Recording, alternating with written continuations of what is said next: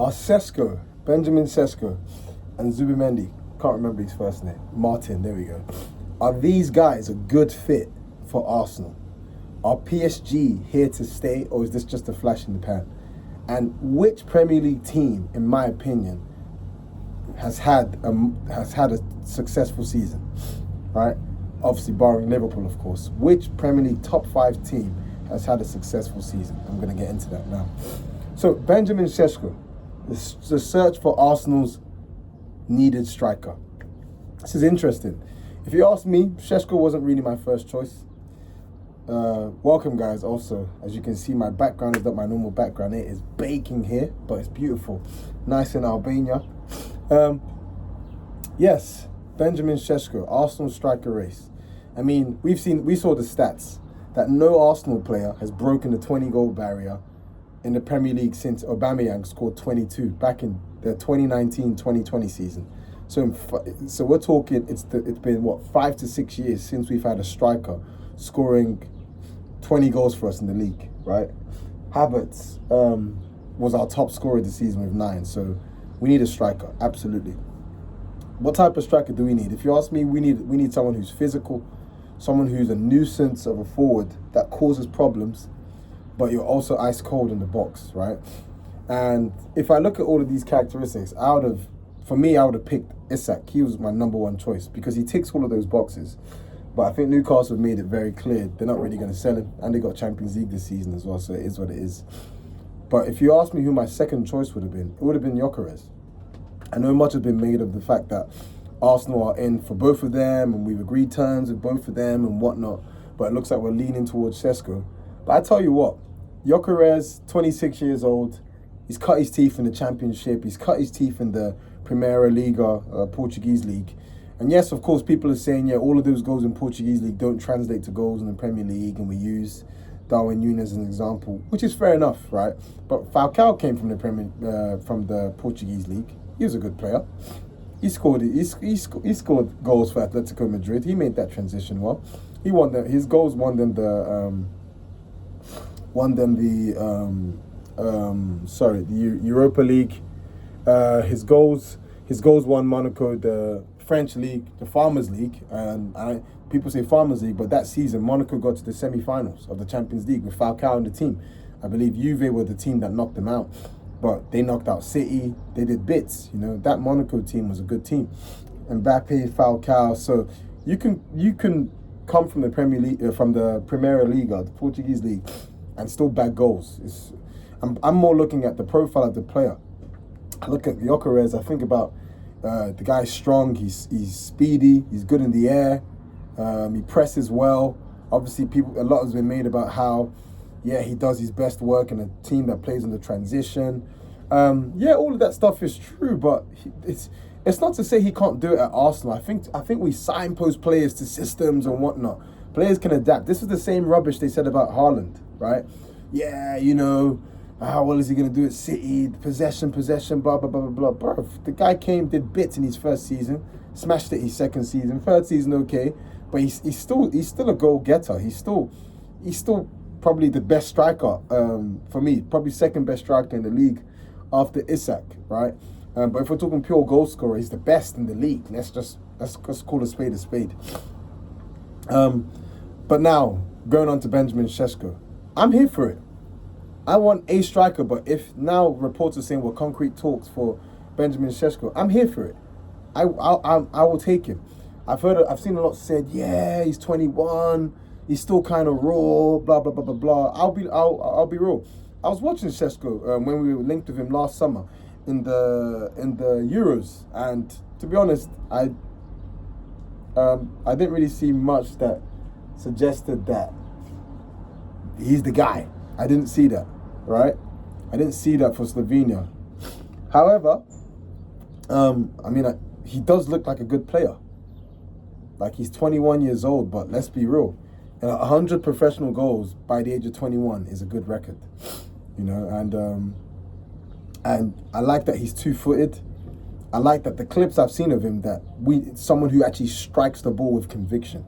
I feel like one of the things that infuriates me about all of our players is that no one lashes the ball. No one just absolutely hammers it. That's why I was actually a bit pleased for Gabby Jesus in that purple patch, because he was hammering the ball. Like, I just need someone to absolutely whack the ball. Like, Ødegaard can do it from time to time. Saka does it. But you rarely see Martinelli smack the ball in anger. You rarely see Havertz just absolutely lash the ball. Sometimes Trossard, but I just need a strike, someone who's going to strike the ball. And what I do like about Sesko is that he's not afraid to get goals outside the box, strike the ball outside the box. So I'll give him that, right? But also as well, there's nothing to people are saying, yeah, experience this, experience that. Bruv, we're forgetting, bro, the RB system, they find, like, not to try and be this football manager guy, but the RB system, it works. It works. Look at the players who have come from that system. Haaland, Mane, by RB system. I'm not saying just Leipzig. I'm talking Salzburg. You start off at Salzburg and you either graduate up to Leipzig, or you go from Salzburg, then you go to another team, and then you kill it there. You think about Haaland. You think about Haaland, he came from Salzburg and then he went to Dortmund. You think about Mane, Salzburg. He was a Salzburg guy. Then he went to Southampton. And then he went to Liverpool, and we know how that ended. Szoboszlai, who just helped Liverpool win the league. He went from Salzburg to Leipzig, now Liverpool. Karim Adeyemi, good players. Upamecano, good players. These are all good players. So there's nothing, the RB system, it works. Now there have been some players like Minamino, who else came from that system? Minamino, Patson Dakar, who have been a bit muted in this, low key. But that system, it works, right? And there's nothing about Šeško that tells me he's going to be a bad signing for Arsenal. I think absolutely he's going to be a good signing for Arsenal if we get him. And if and when we get him, I believe we'll get him, because it looks like we're the only team that's really in for him and pushing for him. 2-footed, thank you. Good in the air, thank you. Fast, thank you. Athletic, thank you. We need all of these. He fits literally the profile of what we need. He's big, strong, but he's fast, good on the ball. Yes, please, can hold the ball up well, link up play. Thank you, right? I'll take him. But given his age, I wouldn't be surprised if we buy him. Havertz starts off first as the main 9, and then Šeško gradually kind of replaces him, that implementation. So I think it works well for him, right? I can't see that the squad is built for a guy like Šeško to be successful at Arsenal.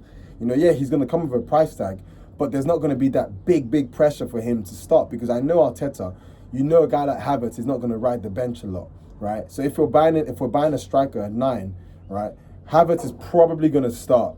He's probably going to start as the starting 9 for us when the league starts. That being said, I fully expect Šeško to come in. That gives him time to implement, wet his teeth a bit in the Premier League, adapt, and then kill it. So I think he's going to be good for Arsenal. And then Zubimendi. Zube. Ah. I don't even know why I'm singing.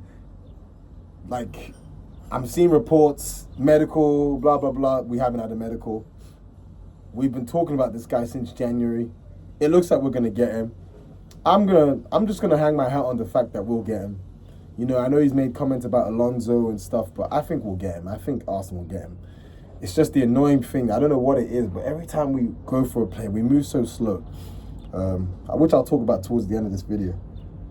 But Zubimendi, is he a good fit? Absolutely he is. Of course he is. Our midfield has not found the right balance since Xhaka left in 2023. We've not recovered. If you look at our offensive play from midfield, we've not recovered. You know, one of the best things about our play in the 22-23 season was just a consistent, incisive passing from midfield. Partey and Xhaka did that for fun in central areas, right? But since then, obviously, we bought Havertz to play as the 8, that failed. Then we bought Merino last summer to play as the 8, that failed. Now we've seen that Declan Rice is actually the 8. That's all good and well, but we find that, especially we see it this season, when Rice and Ødegaard take up the 8 positions, and then Lewis Skelly inverts. Oftentimes, we don't really have a press-resistant. Obviously, Partey, he's played out of his skin, but we don't really have a press-resistant player to stay in those central zones and invite lots of pressure and still play passes centrally, right? That's why Lewis Skelly's been such a breakout player for Arsenal, because he's done that so well. You think about the games we struggled this season, low block, well, not even low block or no low block. You think about PSG when we were crying for someone who's going to take that ball from the centre-backs, be press resistant, turn and move under pressure, and play incisive passes, right? Who was doing that for us in the PSG game? Lewis Skelly. Who was doing that for us in Newcastle? Lewis Skelly, right? And it's not any shade on Partey. Partey's been a great player, but I find that we need someone who's going to stay there and actually be calm under pressure and just slice up the opposition, invite them and slice them open. And I think Zubimendi does that well. I think a lot of times when we're playing with Rice as the 8 and Ødegaard, right, they kind of drop. They kind of drop a bit deeper, but then there tends to be no central penetration because they're occupying space, and then the ball goes wide. Partey gets it wide to Saka, or Rice gets it wide early. We get the ball out wide early to Saka and Martinelli. What happens to get doubled up done? It would sure be great if we could have a player that operates in those zones when the centre backs play it to him, right? And then the fullback inverts and we pack that midfield. We pack the midfield in and we overload the midfield to make sure that we invite more opposition players. And then you got someone who can just line breaking passes for fun, which is what it looks like Zubimendi did. Look, I'm not going to talk about him like I know this guy is a sick player, but one thing I will say is the only time I've seen, okay, wow, this guy's a good player, is the final last year, England versus Spain, when Rodri went off injured. You're thinking, okay, cool, Zubimendi, Rodri going off, this is going to help England. But my man came on and he balled out. I actually would say Spain looked even better. I'm not saying he's better than Rodri, but Spain looked even better. It didn't even look like they missed Rodri. When Zubimendi came on the pitch, slicing England open for fun, right? So I think this is a good fit for Arsenal. Succession planning for Partey as well, who looks like he's going to sign a new contract. I hope he does. I think 100% he's going to be our starting number 6. I can't see how he's not going to be. So absolutely, he's going to be a good fit for Arsenal. And then just outside of Arsenal, are PSG here to stay? I want to say one thing about PSG. Credit where credit's due. You trounced Inter. You broke records. You were rude. No respect for Arsenal. After we beat Real Madrid, they came to our ground and bossed us. No respect for Anfield. They came to Liverpool, got a goal, kept a clean sheet, knocked them out. No respect for Inter's defense. They've been PSG. I mean, the youthful exuberance is actually really. You can almost see that's what Chelsea are trying to do. They're trying to do what PSG did, because PSG got a young team, right? But it's a well-built team. I think Campos and Enrique have done a phenomenal job. Obviously, Luis Enrique, it's great for him to have that moment, obviously hearing about his daughter dying of cancer. So it's just for him to recreate what he did at Barcelona and win the treble in honor of her. Come on, it was written. It was written that was going to happen. But I actually had Inter to win it. I know it's a bit lame today to talk about PSG, but I'm trying to think, is this PSG building a dynasty? They could be. They honestly could be, because let's deep it. This is not a Cinderella story. This is a great achievement for Luis Enrique, but people got to stop treating this like it's some Cinderella moment where, wow, it's not rags to riches. They've got the highest wage bill in Europe. Yeah, he spent, what is it, 600 million, I heard. 600 million across 2 windows. 600 million across 2 windows. I think 2 summer windows, right? You got Doué and Dembele, Kvaratskhelia, Barcola, all of these good players, So I'm looking at their team. I'm looking at the average age. I'm looking at the prudent buys, right? There's nothing to tell me that they can't. There's nothing to tell me that they can't win it again next year. I'm looking at them right now. I'm trying to see what team are gonna really move to them. I think you can get at PSG if you're direct. That's how we beat them. That's how Arsenal beat them when we beat them 2-0. Because I think their defense is still not the best. I think that Donnarumma, though he had great moments, I think he's still a keeper that you can test him. It's just our team's going to. So it's looking like if they make a couple more good buys in defense. I mean, Nuno Mendes, sick. Hakimi, sick. Pacho's been decent. Marquinhos, good. Right? I think if they add a bit more to their centre backs, they've already got the midfield and attack covered. mate, this could be the beginning of something special, like a dynasty. So let's see. It looks like they're here to stay, depending on who they buy. And I mentioned the top 5 team. I think Chelsea. I think. Look, yes, it's similar to PSG. This is not an underdog story. This is a team that have spent a lot of money. This is a team with £200 million players. This is a team that can afford to spend money on Cole Palmer. This is a team that have just bought 2 players from Sporting for like a combined 65 million. This is a team that spent 80 to 100 million on Mudryk. This is a team that spent 60 million on Cucurella. This is a team that have spent a lot of money buying cherry-picking youngsters, right? But look, give credit where it's due. By far, they're the youngest team in the league. They got a manager from the Championship, right? And their aim at the start of the season was to qualify for the Champions League and do well in the competitions they were in. Who knocked them out of the FA Cup? I can't remember who knocked out. Possibly Chelsea. Possibly City. I need to remember. Can't remember. But yeah, Chelsea, it's a successful season for them. I know we used to get panned. Arsenal used to get panned for celebrating Champions League and whatnot. And Chelsea rightly should get panned for that. But look, they met their objectives. Even though they scraped it, they met their objectives. And the European competition they were in, which you could argue they shouldn't be in the first place. Look, they were in it and they won it. They were the best team and they showed it the best team. It was a cakewalk, right? Now, it remains to be seen if they're going to be able to do as well next season without, like, the Champions League. It's not a thing where you can just rest all your players. Champions League will test Maresca, test his squad management and all these things. But Chelsea have had a successful season. And you got to give credit where it's due. I'm not gonna come in and hate on them. I'm not. Their aim was to finish in the Champions League. They finished in the Champions League position. They scraped it. Yes, they did. They were in a commanding position pre-New Year. They were, and they had a couple bad results. But fair enough. This is a manager that's come from the Championship in his first season, managing a bloated squad. Give credit where it's due. I think Chelsea have had that's a success. That's a successful season. It comes with the caveat that they've had lots of things go their way, playing in a weaker European competition, being able to rest a lot of players. You could arguably say the league has been a lot more competitive in that the top teams around Chelsea have dropped points, right, to teams below Chelsea, which has actually made it possible for them to go on the bad run they went on and still qualify. But look, give credit to them. They had the hardest run out of all top 5 teams, but they only finished 5 points behind Arsenal. They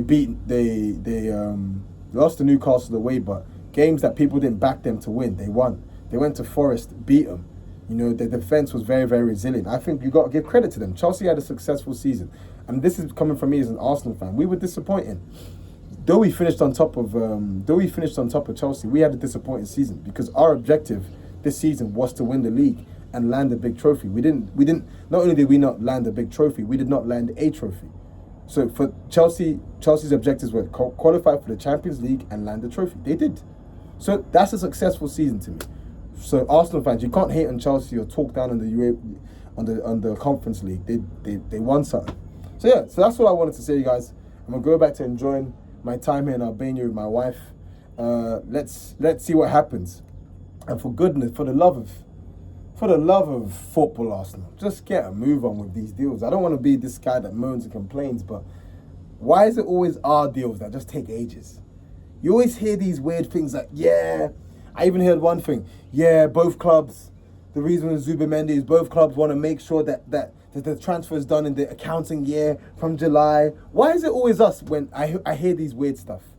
Why is it always us that all of these small little intricacies? Why is it, like, I get it if this was most teams, but why is it always us? Chelsea want Delap, they're getting Delap. Man United want Cunha, they get Cunha. And yes, I don't want to be this guy that looks at other teams, right? I'm gonna adopt a mindset. I will only talk once the window is done. I'm just making a small observation on us historically. Forget other clubs. We just take ages. This is what we did last season. We spent all summer laboring and drawing out what should be simple deals for players who want to come to us. Players that, contrary to reports, other teams are nowhere near as in for them as we are. Let's be honest. Teams are nowhere near as in for Zubimendi as we are. Teams are nowhere in as for Šeško as we are. Just get the deal done. Get it done. Sign a winger. Sign someone that can be either Erdegaard's backup or potential guy to oust him out of the team. And then let's keep it moving. Simples. Anyways, guys, thank you so much for listening. Take care. See ya.